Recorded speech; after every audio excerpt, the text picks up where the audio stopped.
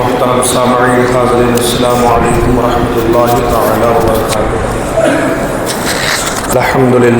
الحمد للہ وکفا، سلام علی عبادہ الذین اصطفیٰ، اما بعد فاعوذ باللہ من الشیطان الرجیم، بفضلک بسم اللہ الرحمن الرحیم۔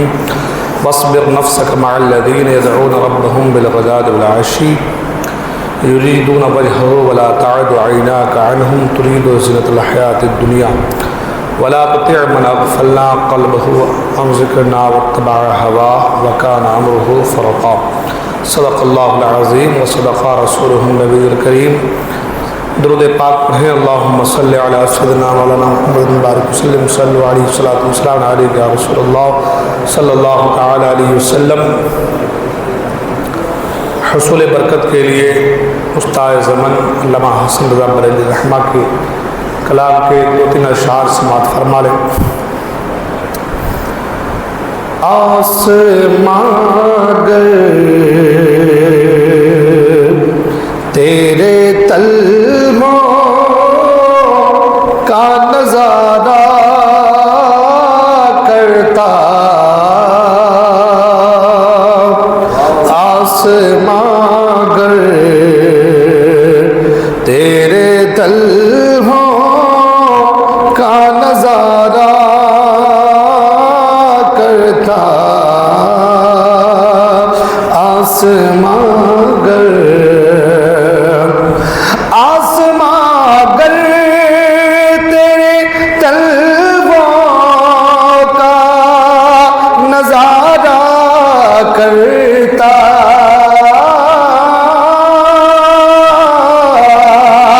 آسماں گر تیرے تلووں کا نظارہ کرتا،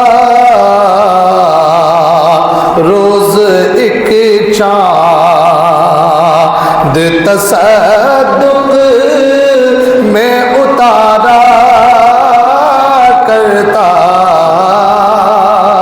روز ایک چاند تصدق میں اتارا کرتا،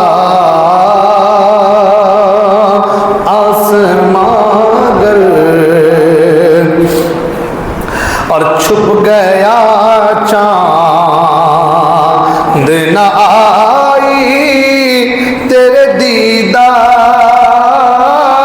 کی تاب، چھپ گیا چاند، چھپ گیا چاند نہ آئی تیرے دیدار کی تاب،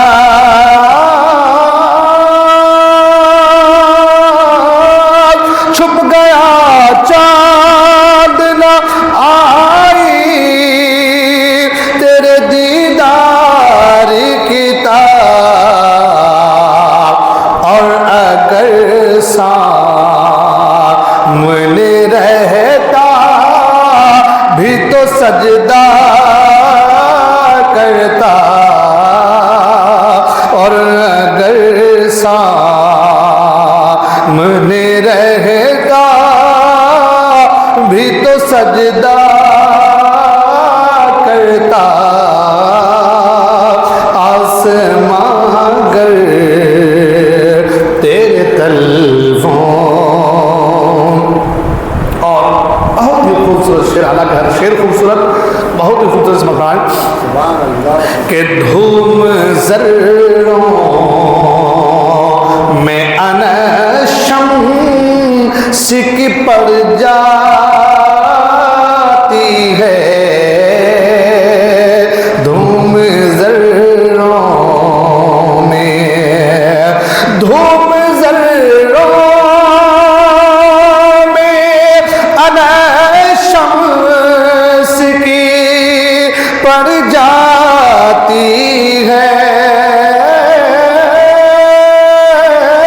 دھوم ذروں میں شمس کی پڑ جاتی ہے،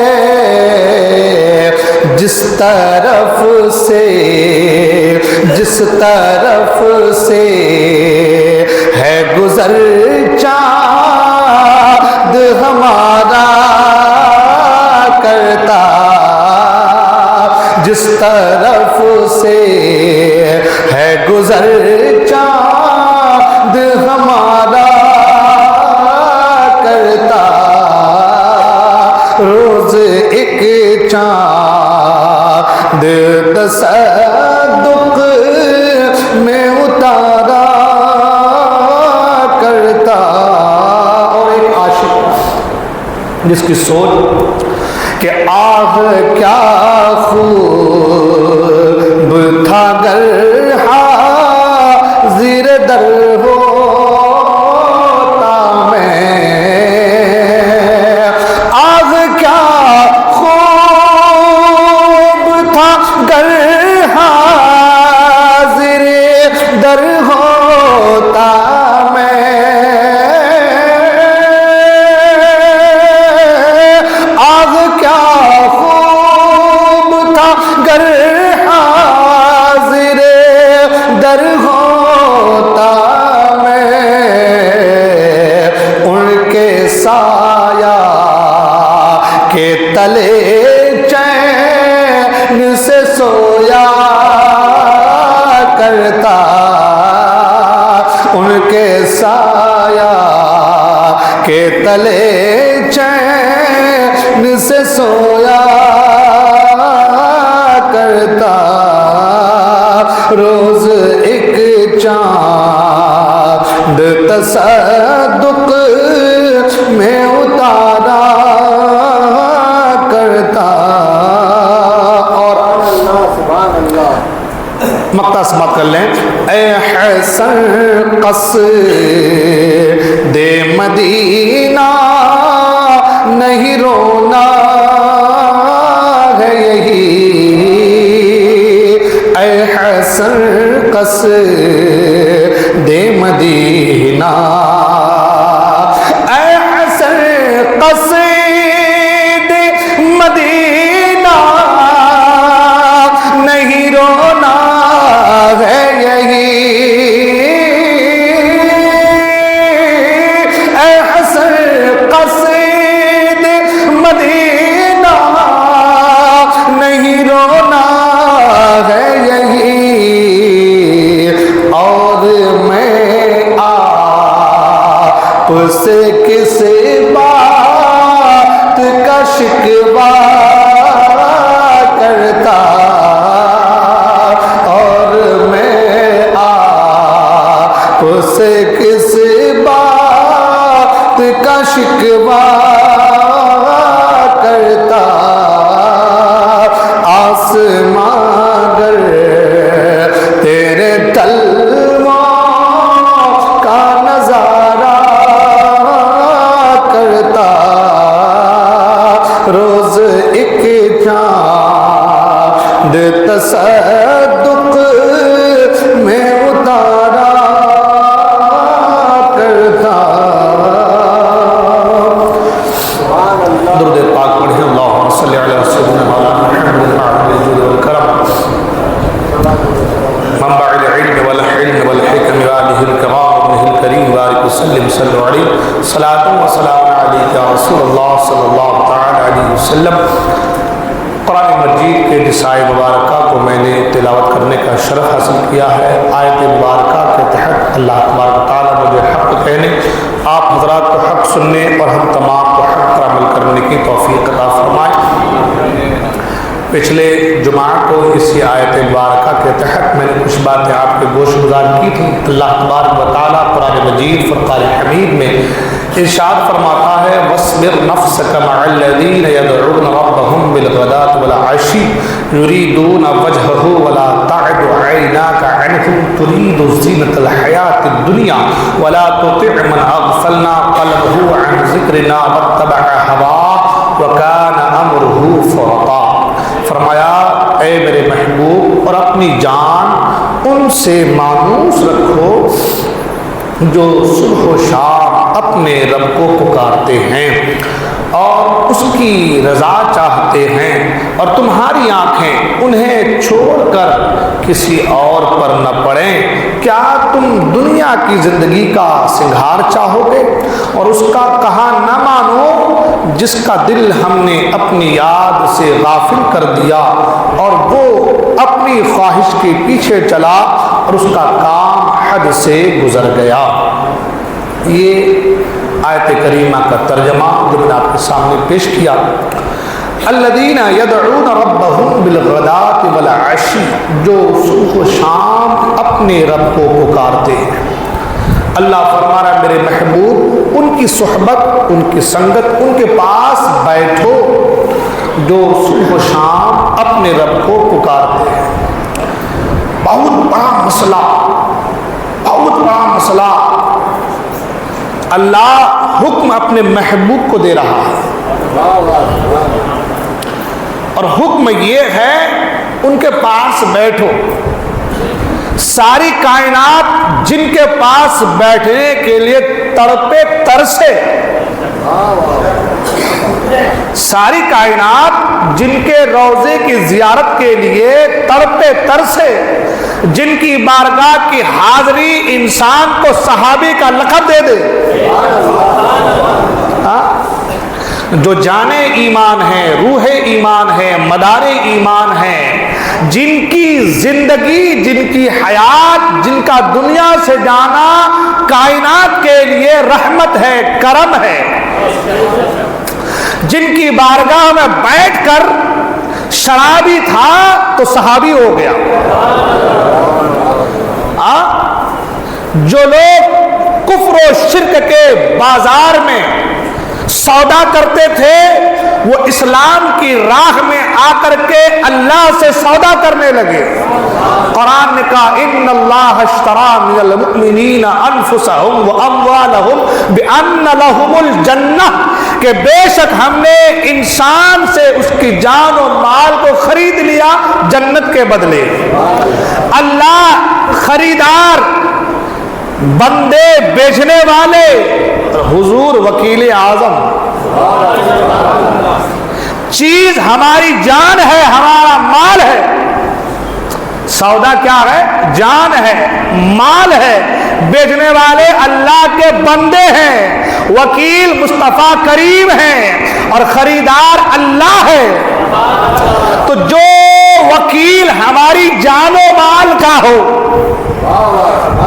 جو وکیل ہماری جان کا بھی ہے، ہمارے مال کا بھی ہے، یعنی ہماری جان کیسی ہے وکیل کو پتا ہے، ہمارا مال کیسا ہے وکیل کو پتا ہے۔ اب یہاں مال سے مراد کیا ہوگا؟ تو ہمارے اعمال۔ پتہ یہ چلا کہ مصطفیٰ کو ہمارے اعمال کی خبر ہے، اگر خبر نہ ہو تو وکیل کیسا؟ اگر خبر نہ ہو تو وکیل کیسا؟ اس لیے کہ جو وکالت کرتا ہے، ایک مثال کے طور پر دنیاوی اعتبار سے کہہ رہا ہوں میں، لڑکی لڑکے کا رشتہ ہوتا ہے تو جو وکیل ہوتا ہے وہ لڑکی والے کو بھی جانتا ہے، لڑکے والے کو بھی جانتا ہے، اسے یہ بھی پتا ہے کہ لڑکی کس کی بیٹی ہے، یہ بھی پتا ہے کہ لڑکا کس کا بیٹا ہے، کتنے مہر ہے، کن مہروں کے بنا پر یہ رشتہ ہو رہا ہے، اسے وہ بھی خبر ہے اسے۔ اور مسئلہ یہ ہے کہ لڑکی جب کسی کو اپنا وکیل بنا دے، وکیل بن جائے، اب لڑکی چاہے کچھ بھی ہو، نکاح پڑھا دے، نکاح ہو جائے گا۔ یہی مسئلہ ہے نا بھئی، لڑکی نے اجازت دے دی کہ میرا نکاح فلاں سے کر دو، تو اب نکاح ہو گیا، نکاح پڑھا دیا تو نکاح ہو گیا، کیونکہ اس لڑکی نے اپنی عزت و عصمت کا، اپنے جسم کا، اپنے آپ کا اسے وکیل بنا دیا ہے۔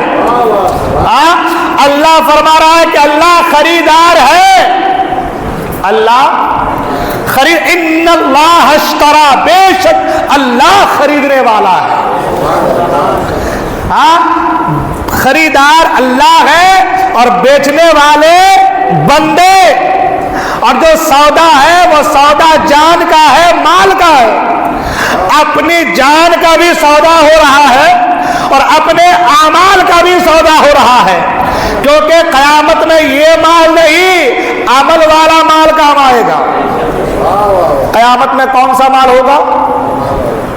عمل والا ہی ہوگا نا، وہی مال ہے، وہی پونجی ہے، وہی سب کچھ ہے۔ پتہ یہ چلا کہ مال اور جان، ہماری جان کا بھی اور ہمارے اعمال کا بھی سودا کرنے والے مصطفیٰ کریم کی ذات۔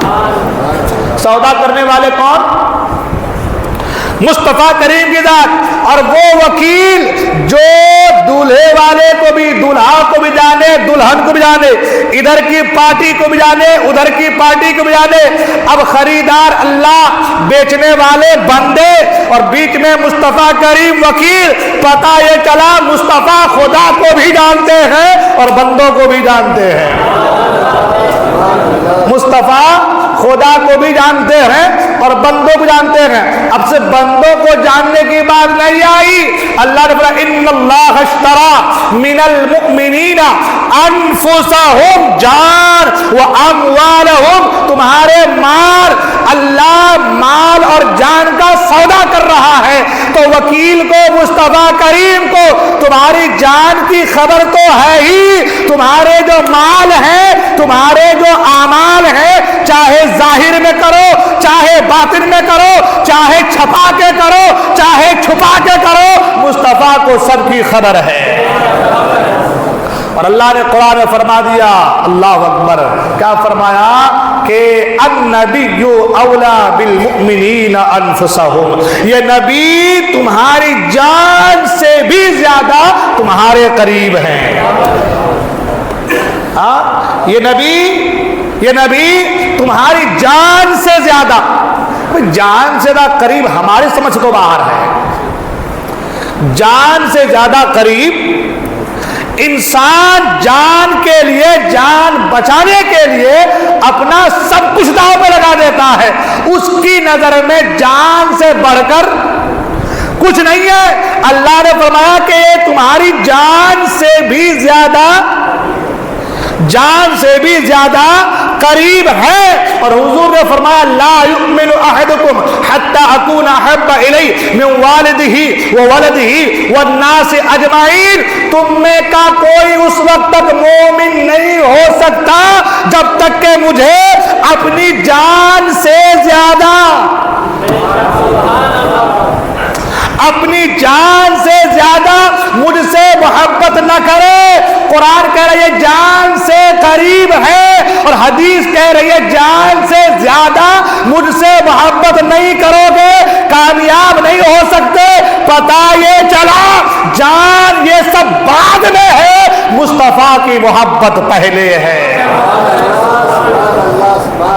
قرآن اور حدیث یہ بتا رہی ہے، یہ بتانا جو میں بتایا آپ کو قرآن حدیث کی روشنی میں بتانے کا مقصد یہ ہے، یہ جان ادنا چیز ہے، اس لیے کہ جان اس کا دیا ہوا ہے، جب چاہے لے سکتا ہے۔ کوئی کہہ سکتا ہے کہ میں آج نہیں مروں گا، کوئی کہہ سکتا ہے کہ میں ابھی 60 سال اور جیوں گا، کوئی کہہ سکتا ہے کہ بھائی نہ ابھی میں بیمار نہیں پڑ سکتا۔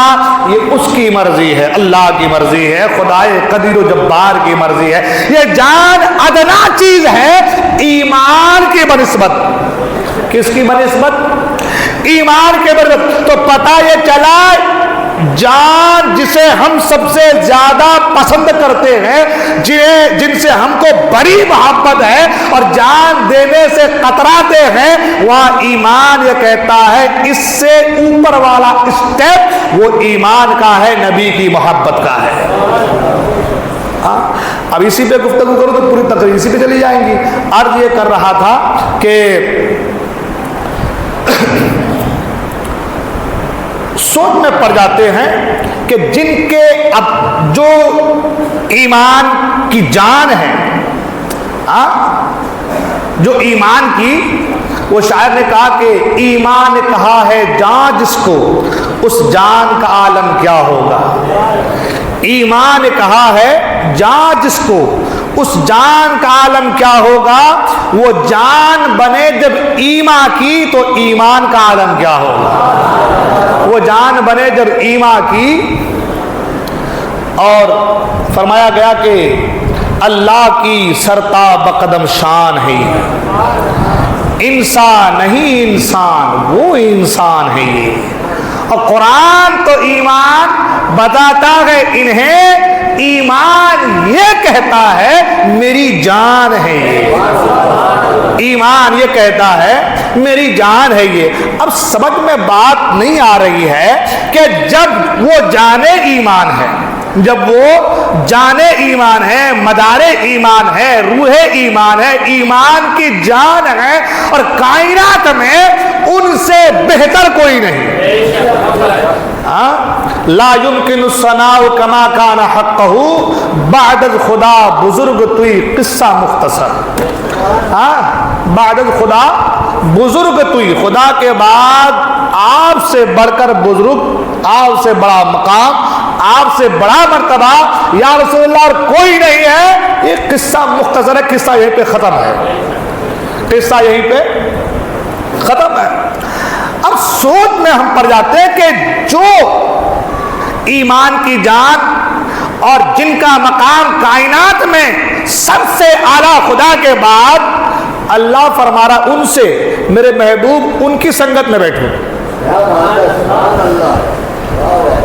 اللہ قرآن ان سے کہہ رہا ہے میرے محبوب ان کی صحبت میں بیٹھو، ان سے اپنے دل مانوس رکھو۔ یہ قرآن وَاصْبِرْ نَفْسَكَ مَعَ الَّذِينَ يَدْعُونَ رَبَّهُمْ بِالْغَدَاةِ وَالْعَشِيِّ، میرے محبوب ان کے پاس بیٹھو، ان سے اپنے دل کو مانوس رکھو، ان سے محبت کرو، کن سے؟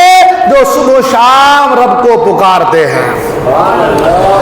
کائنات کی سب سے عظیم ہستی کہ جن کو دیکھنے کے بعد ایمان کی حالت میں صحابیت کا رتبہ ملتا ہے، اللہ ان سے کہہ رہا ہے میرے ایسے بندوں کے پاس بیٹھو، میرے صالح میرے نیک بندوں کے پاس بیٹھو، میرے دوستوں کے پاس بیٹھو، اللہ والوں کے پاس بیٹھو۔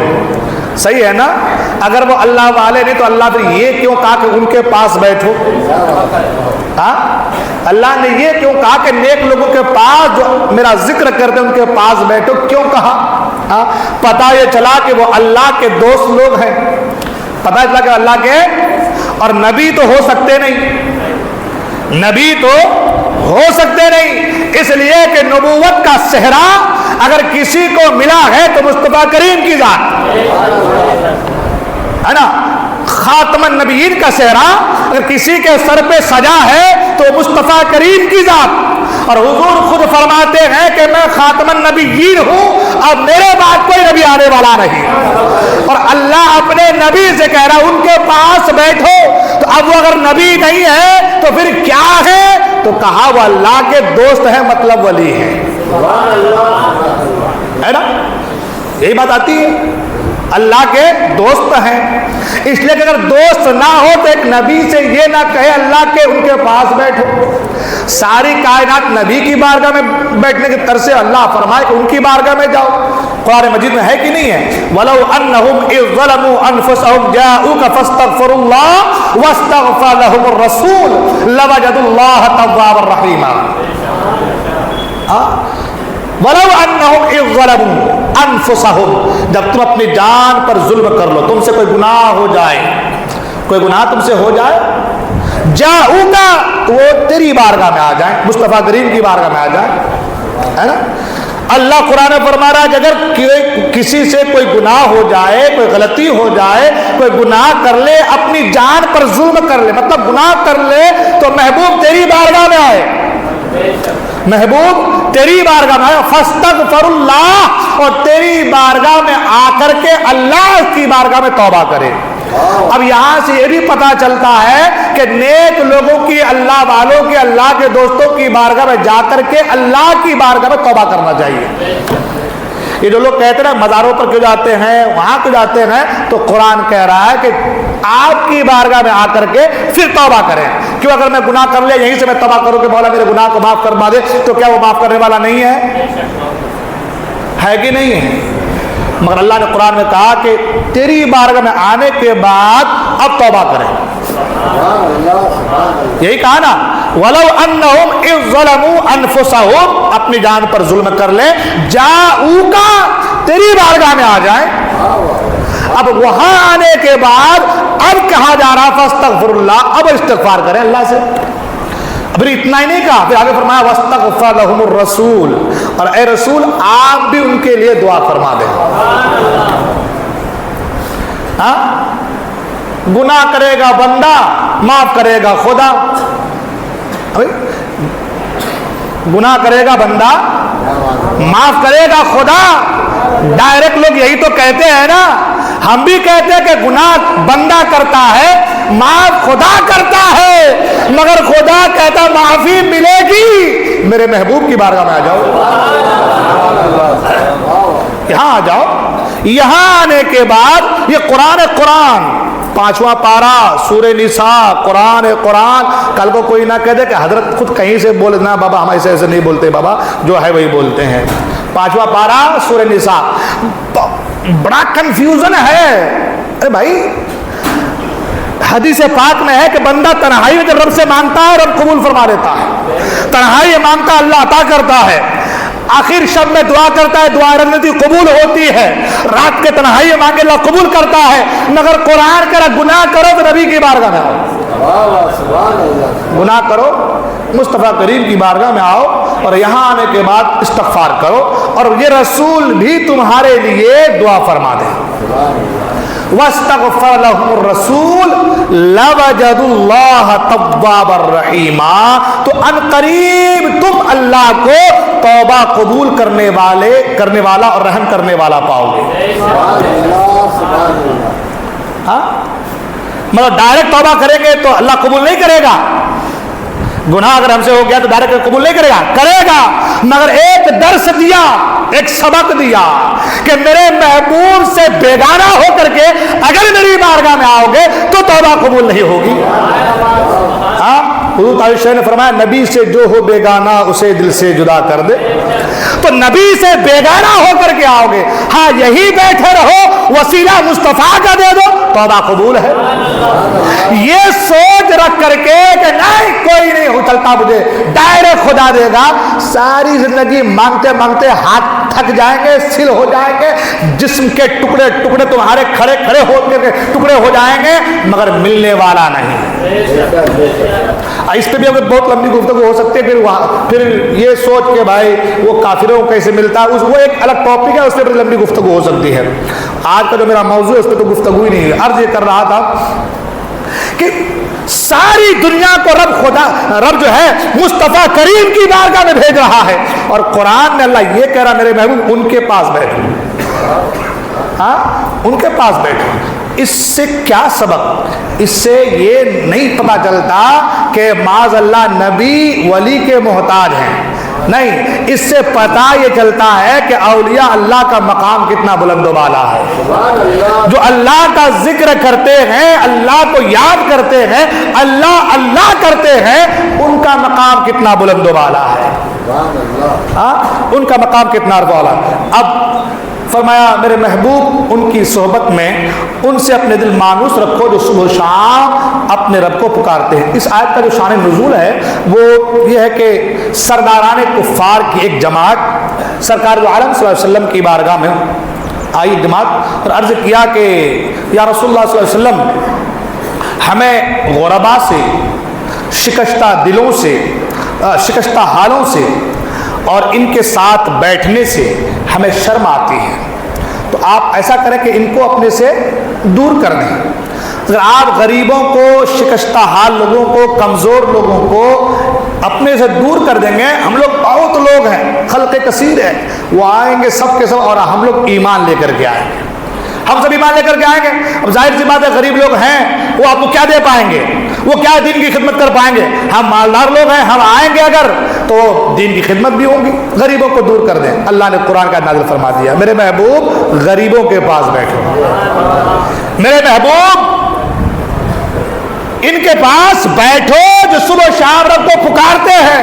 یہ غریب ظاہر ہے لیکن دل کے امیر ہیں، ان کا ظاہر ان کا غربت میں ہے کہ ان کے پاس پیسہ مال دولت نہیں ہے، لیکن دل ان کا یاد الہی سے معمور ہے، دل ان کا ذکر الہی سے لبریز ہے۔ تو اے میرے محبوب ان کی صحبت میں بیٹھا کریں۔ اور فرمایا کہ کیوں بیٹھے؟ تو کہا یہ رب کی رضا چاہنے والے لوگ ہیں، یہ رب کی رضا چاہنے والے لوگ ہیں جو اخلاص کے ساتھ ہر وقت یاد الہی میں مشغول رہتے ہیں۔ اس سے پتہ یہ چلا کہ نبی کریم صلی اللہ علیہ وسلم کی تربیت خود رب العالمین فرماتا ہے۔ نبی کریم صلی اللہ علیہ وسلم کی تربیت خود رب العالمین، میرے محبوب ان کے پاس بیٹھو، ان کی سنگت میں بیٹھو، جیسے کہ آیت میں بتایا یا کیا ہوا، یہی تو بتایا نا کہ معاملہ پیش آیا کہ غریبوں کو دور کر دے، ہم ایمان لائیں گے، تو کہا تمہارے ایمان لانے کی وجہ سے، تمہاری وجہ سے غریبوں کو دور نہیں کر سکتا۔ آج بھی ہمارے یہاں یہ سب چلتی نہیں چلتی ہے، بھائی ہم ذرا الگ لوگ ہیں، ہم کو سب چلتا ہے، ہم کو سب سے مل کے رہنا پڑتا ہے، ہو رہا ہے کہ نہیں ہو رہا ہے؟ سب چھچر لیدر والا کام ہے ہمارا، ہم سب کو دکھائیں گے منہ، اس کو منہ دکھائیں گے تو یہاں سے بھی کچھ مل جائے گا، اس کو منہ دکھا دیں گے تو وہاں سے بھی کچھ مل جائے گا، تو ہم کو تو سب کو منہ دکھانا ہے، مطلب سب کو منہ دکھانے کی فکر ہے، اللہ کو منہ دکھانے کی فکر نہیں ہے۔ دنیا کرنے والوں سے منہ دکھانے کے لیے اس کی فراق میں ہے، مگر خدا کی بارگاہ میں کون سا منہ لے کے جائیں گے اس کے فراق میں نہیں ہے۔ ایک چیز، دوسری یہ معلوم ہوا کہ اچھوں کے ساتھ رہنا اچھا ہے اگرچہ وہ فقیر ہو، اچھوں کے ساتھ رہنا اچھا ہے اگرچہ وہ فقیر ہو، اور بروں کے ساتھ رہنا برا ہے اگرچہ وہ مالدار ہو۔ اس آیت سے یہ باتیں سمجھ میں آئی۔ وہ جو مالدار لوگ آئے تھے کہ ان کو دور کر دو تو ہم رہیں گے، اللہ نہ، ان کو دور کرو، ان کو دور کرو، ان کو قریب کرو، کیونکہ یہ یاد الہی سے ان کا سینہ معمور ہے، اگرچہ غریب ہے ان کو قریب کرو۔ یہ دل کے برے نہیں ہیں، دل کے اچھے ہیں۔ اور وہ جو پیسے والے یا مالدار ہیں ان کے پاس پیسہ تو ہو سکتا ہے مگر دل اچھا نہیں ہے۔ تو پتہ یہ چلا کہ اچھوں کے ساتھ رہو اگرچہ وہ غریب ہو، اور بروں سے بچو اگرچہ وہ مالدار ہو۔ یہ جو تعلیم ہے یہ ہمارے ان لوگوں کے لیے، نوجوانوں کے لیے، ان لوگوں کے لیے جو کہتے بھائی ہم کو تھوڑا مالدار لوگوں سے ملنا پڑتا ہے۔ رزاق یہ مالدار نہیں ہے، رزاق خدا ہے، رزق دینے والی ذات۔ ان پر بھروسہ مت کہ کیا دے پائیں گے، اگر یہ دیے بھی تو 10 جگہ بتائیں گے کہ دیکھو اس کو میں نے آج یہ دیا، اس کا یہ کام کر دیا، یہ فلاں گھر بنا دی، ان کو پترے لگا دیے، فلاں کر دیا، سب کو بتائیں گے، مگر وہ خدا سب کچھ عطا کر کے بھی یہ کہے گا میرے بندے رات کی تنہائی بس میرا شکریہ ادا کر اور بڑھا دوں گا، ہے نا۔ تو یہ نہیں کہ ہم غریب ہیں تو ہم امیروں کے صحبت میں رہیں گے، نہ، کسی کی چاپلوسی کرنے کی ضرورت، اسلام شریعت اس چیز کی اجازت قطعاً نہیں دیتا کہ آپ کسی کی چاپلوسی کرو، ہے نا۔ اچھا، ساتھ ہی ساتھ یہ بھی معلوم ہوا کہ صبح و شام خصوصیت کے ساتھ اللہ تعالیٰ کا ذکر کرنا یہ بہت افضل ہے، یہ بہت افضل ہے، اور قرآن پاک میں بطور خاص صبح و شام کے ذکر کو بکثرت سے بیان فرمایا ہے۔ اور ساتھ ہی ساتھ یہ بھی عرض کرتا چلوں کہ ہمارے یہاں کیا ہوتا ہے معلوم ہے، ہمارے یہ ہوتا ہے کہ کچھ عوام کی غلطی اور کچھ علماء کی بھی غلطی ہے نا۔ کچھ کی بات کر رہا ہوں میں سب کی بات نہیں کرتا ہوں۔ حدیث پاک میں حضرت عبداللہ ابن عباس رضی اللہ عنہ سے روایت ہے کہ اللہ کے رسول صلی اللہ علیہ وسلم نے ارشاد فرمایا، میری امت میں سے کچھ لوگ علم دین سیکھیں گے، قرآن پڑھیں گے اور کہیں گے کہ ہم امیروں کے پاس اس لیے جاتے ہیں تاکہ ان سے دنیا حاصل کریں، تاکہ ان سے، اور اپنے دین کو ان سے ہم جدا رکھیں گے۔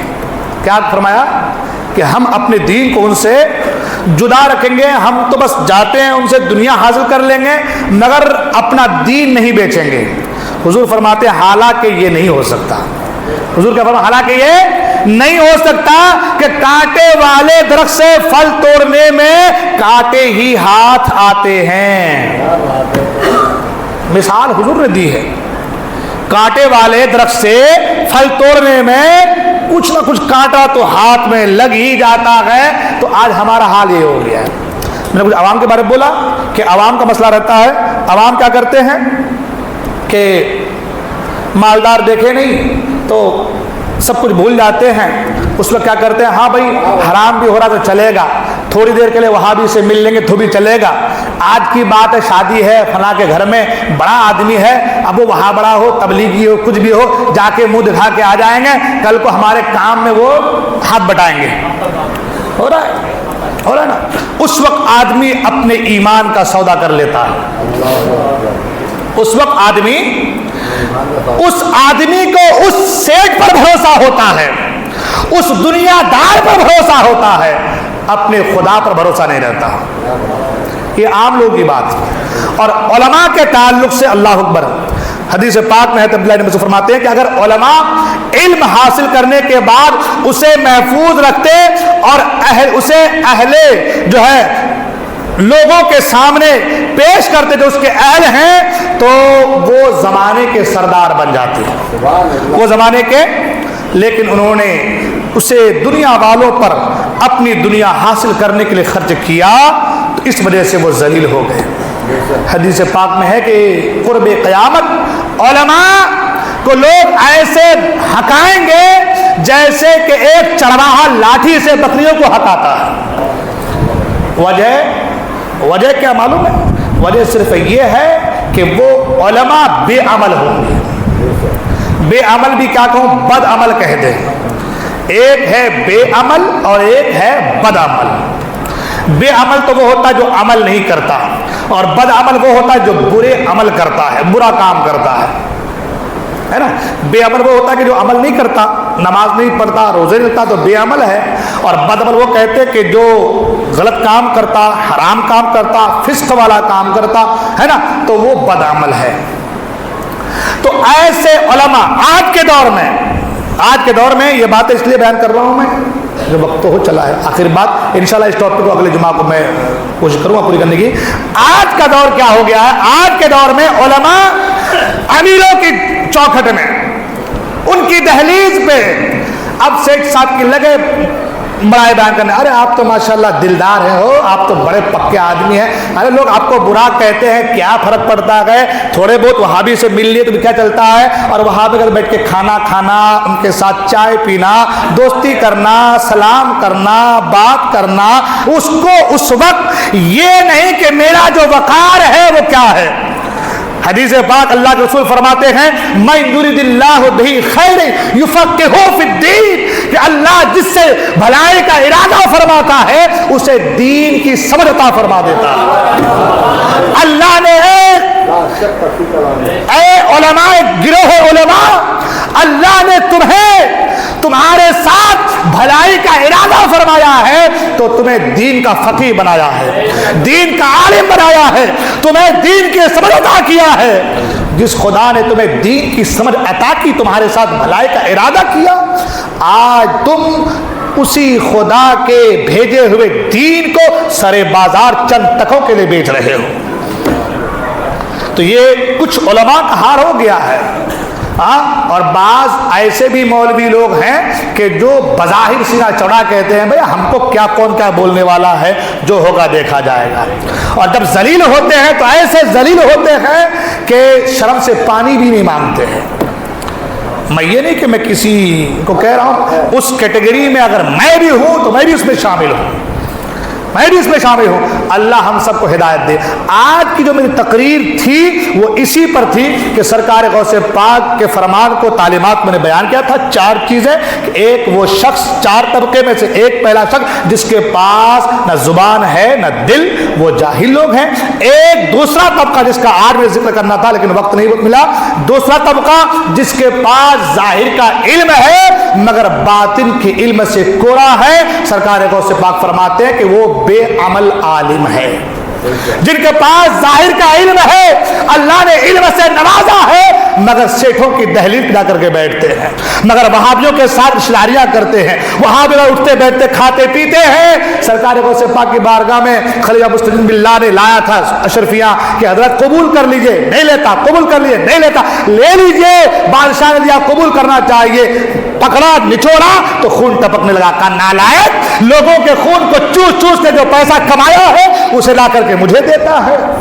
یہ ہے علماء ربانی، سبحان اللہ۔ انشاءاللہ پھر کبھی گفتگو ہوں گی۔ اللہ تبارک و تعالیٰ کی بارگاہ میں دعا ہے اللہ تبارک ہم تمام کو کہنے، اس میں عمل کرنے کی توفیق عطا فرمائے۔